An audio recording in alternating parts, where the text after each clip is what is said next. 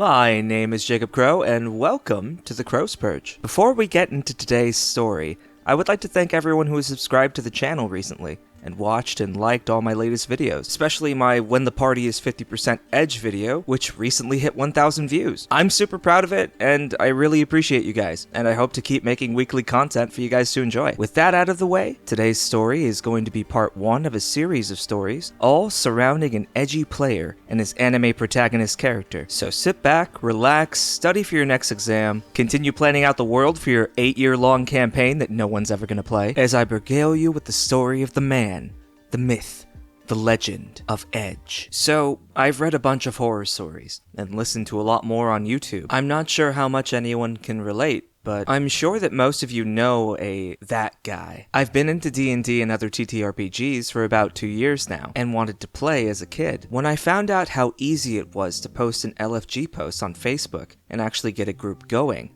I was ecstatic. Enter that guy, who we'll call Edge, and Edge's girlfriend, Gwen, who definitely didn't look like she wanted to be there in the first place. Edge is that guy who wears an edgy trench coat, always has to describe an anime cutscene in combat, and talks with his hand covering his face, like some kind of maniacal anime protagonist. We originally planned on 5th edition, but Edge, upon meeting me, went straight for Pathfinder. I didn't mind because I had learned with Pathfinder, and was a bit more familiar with that rule set at the time. He insists on playing Gestalt characters, leveling 2 different classes at the same time, and practically begs me to DM the game for him. After meeting 2 more players, who have become some of my best friends since meeting them, we played for 1 session, and then shut that horrible shift down for 5th edition. By the way, we did lost mine of Fandelver, since I was a new DM. My 2 new friends, we'll name Crush and Alistair, along with Edge and his girlfriend Gwen, decided to play in a homebrew world that I was making, after playing a horrible session where Edge tried to roleplay a serial killer that would bathe in the blood of his enemies. He constantly insisted that he could roll to sneak away from the party, and gruesomely tear apart these poor goblins they encountered, all while never cleaning the blood off of his character, insisting no one would know how he got covered in blood. He also tried completely denying this in character once Alistair saw him do it. Alistair stated his character wasn't going to trust Edge, and I don't blame him. I had a friend from outside the group join too, but he more or less roleplayed when everyone else did, and tried to keep his mastiff alive. We'll call him Benjen. The game started off pretty well. Edge was an edgy half-elf that was ripped away from his parents, and survived by unknown means while he floated in darkness from the age of 2 to a grown man. Gwen was pressured into playing an Arakocra, because Edge wanted her to fly him around, and was also forced to be a cleric to heal Edge. Alistair was a soldier and engineer who lost his arm during an attack, and became an artificer, and Crush was a rogue, ready to at first assassinate the king, then later retcon to asking the king for support. In the beginning, the adventure was very story-driven. Most of my players got really into it. Most of. Edge decided that every roleplay encounter that he got the chance to RP in, he would be sulking or brooding in a corner. If not sulking or brooding in a corner, he would be practicing with his sword. He was given one of my homebrewed legendary weapons in the beginning of the campaign, to give it more story and depth, and decided immediately to make it look the way he wanted. A shadowy, super edge boy blade that somehow did psychic damage, even though it only did slashing damage. Whenever he had the chance in combat, he would attempt to make up for his poor roleplay. He would roleplay by describing how his mystical psychic blade that he somehow got a hold of would make the enemy he killed explode. They would then be eaten by some eldritch horror. He was a multi-class paladin warlock and still level 3, and that his chaotic good half-elf was using this power bestowed on him to do something? He never really had a drive to be with the party other than combat. All that aside, the campaign was very fun in the beginning. We had a great trek through the forest with an encounter with bandits. The party saved the mascot NPC, and as they went through the forest, they made smart decisions. I randomly rolled for encounters, and one random encounter was a sleeping young dragon, which they intelligently skipped fighting once they reminded Edge that it was sleeping, and it should stay asleep. Things start to go downhill shortly after I introduce a secret passage in a cave. They find a secret legendary weapon that I had hinted at Crush getting, and fight off some blights that killed the king's soldiers. As they delve into the cave, a wave of these blights basically have them backed into a corner, having them delve all the way in quickly. They enter a large chamber and come across a vampire-like tree, a cool homebrew enemy I found online. Since they had been fighting blights, I felt like this was the perfect boss for the first adventure. I start describing the scene, and the encounter starts off with something like this. Edge. I rush towards the vampire tree. Me. It's over 600 feet away from you. You didn't let me finish setting up the scene. Alistair. Calculating. Can I cast Tiny Hut? Me. You have enough time before the blights surrounding it get to you as long as you have cover. Crush. I'll cover you. Edge. At a character. Wow. The tree's 600 feet away? Come on, Crush, let's go for it. Crush. In character. Alistair needs cover. Crush sometimes didn't catch on to Edge not roleplaying in the beginning. He caught on pretty quickly, though. Gwen, during all of this, would sit silent and just watch. Alistair and I many times have wondered if she even really wanted to be there. We would later find out that she did have fun, but she did end up leaving our group. I'll save that story for another time. After about 10 minutes in game time, and after Gwen had to save Crush when Edge decided to abandon him while he was surrounded by blights, Alistair gets the hut up. They continue to take out the blights and finally face the vampire tree and take it down. On the other side of the tree, they see a portal. I described to them that the portal seems like a mirror, yet the lighting on the other side of the mirror seems off. They step through and go into something similar to the Shadowfell. We ended the session there for the night. There, I had planned for them to find another legendary weapon, which would be a twin weapon to the one that they had found on their way into the cave. After the week passed, we were finally back at it. I was excited for what I had planned, since this was the first time I had made a puzzle. I also made an ancient runic system, and planned out an encounter that can be finished, and one that was never intended to end by combat. Everyone except for Edge was interested in these runes, and some empty slates fashioned like tiles meant to be scribed on. Edge just wanted to fight something,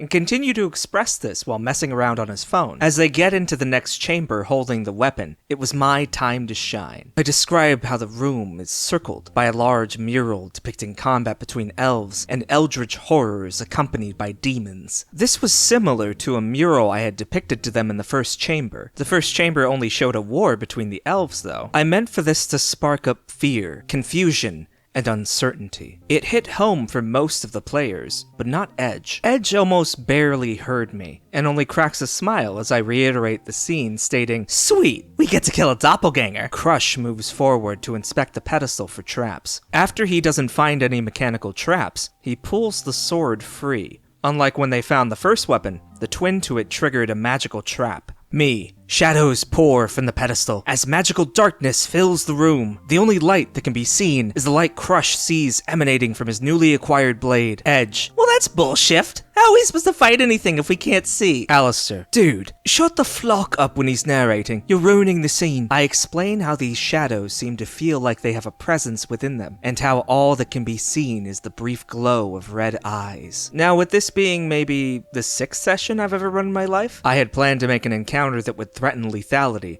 but not kill anyone. I used the shadow horror to instill this feeling of powerlessness against what was supposed to be the guardian of this weapon. Over the course of this fight, 2 people realized that they could escape the room and be outside the darkness if they searched for the entrance, and 2 people got knocked out. One person who was knocked out was Edge. The other was Benjen, who Crush tried to save. How did he try to save him, you ask? It went something like this. Crush, out of character. Can I make some kind of reflex roll to save him? Me. You can try to do something, but just grabbing his hand might not work. Roll a dex check. Crush. Rolls a little low to grab him. Damn it. Me. Is there anything else you'd like to try? Crush. I stab the ground. The confidence that this proud warrior protruded as he yelled this through the entire game store had just about every player laughing from the pit of their soul. At this point, I'm in tears as I say, roll your attack. One of the most golden moments of that campaign. It didn't work, because, you know, he was stabbing the ground.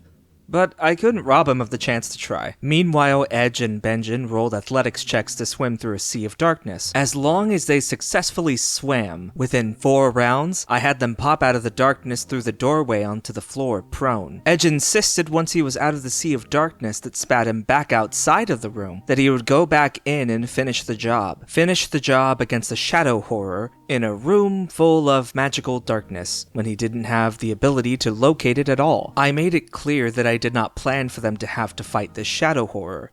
I literally state this at the table. His reply, "Why would you make an encounter with a boss we can't kill?" Alistair immediately stands up and states that he's going to go home because he sees where this is going. Crush is dumbfounded by this and proceeds to have casual conversation with me while Edge rolls at disadvantage at nothing but the darkness. Since I had just made these friends, after nearly an hour and a half of him trying to fight something he couldn't see, I just gave it to him in the next blow. He finally rolled high enough with disadvantage to hit, so I said any amount of damage that he dealt killed it and ended the session. He pours a smite into it, so I let that sound like it hit harder than he expected. If only I knew how wrong it was to give him a bone. He tries to start his anime monologue of a finishing blow when Gwen loudly proclaims, "No one cares." He continued on to complain about how I made a stupid encounter, and everyone still at the table, including Gwen, had their jaws drop. I can see how I was at fault not explaining to him what I expected in a session 0, now that I am a more seasoned DM. What killed it for me in that session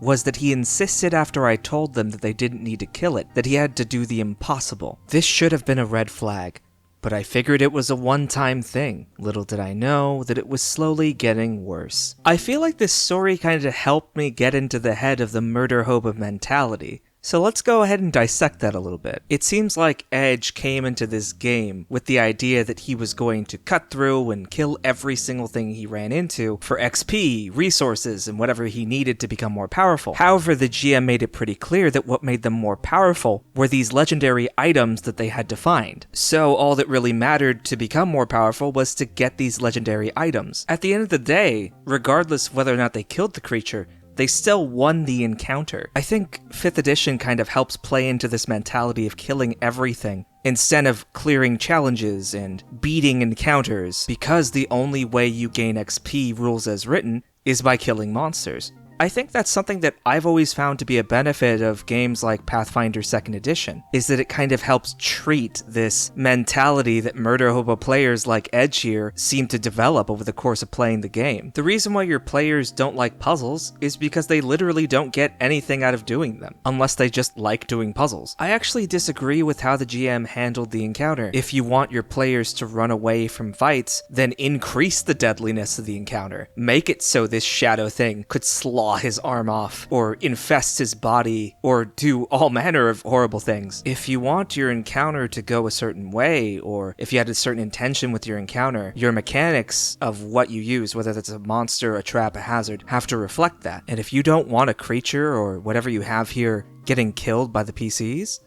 don't give it hit points. Just give it an attack roll and damage die. And unless they have a really creative solution to how they deal with this thing, they can't kill it. So anyway, that was part 1 of this story, and I'm looking forward to part 2. Let me know what you guys think about how this DM handled the situation with Edge, and also let me know what you think about some of my afterthoughts about today's story. I don't think anything I said was too controversial, but I'd really like to hear what you guys have to say about this. If you like this video, please leave a like on it. And if you'd like to see more content from this channel, I'd love it if you subscribe to the channel and hit that bell, that way you know whenever the murder's coming for another story. Until next time, as the crow flies.